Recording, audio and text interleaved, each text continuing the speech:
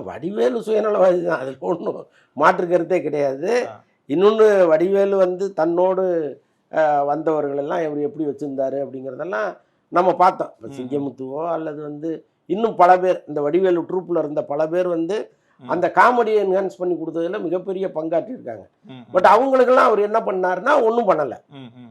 கொடி கொடியாக வடிவேலு சம்பாதிச்சார தவிர கூட இருந்தவங்களை வந்து அவர் இந்த காலத்துலையும் வந்து வளர்த்து விட்டதாவோ பெரிய. இந்த விவேக் ஒரு ஜோக் சொல்லுவார்ல சார், இது வரைக்கும் நான் உங்களுக்காக என்ன பண்ணியிருக்கேன், எதுவுமே பண்ணல, அதே தான் அதான் சொல்கிறேன் சார். அந்த மாதிரி விவேக்கோ மயில்சாமியோ அவங்கெல்லாம் அவ்வளவு மனிதாபிமானத்தோடு இருந்தாங்க, கூட இருந்தவங்களை அப்படி பார்த்துக்கிட்டாங்க.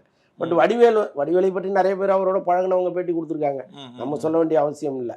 ஏன்னா வடிவேலோடு ட்ராவல் பண்ண நகைச்சுவை நடிகர்கள் பல பேர் அவரை பற்றி சொல்லியிருக்காங்க. அதனால் அவர் வந்து சுயநலவாதிங்கிறது எல்லாருக்குமே தெரிஞ்ச விஷயம்தான்.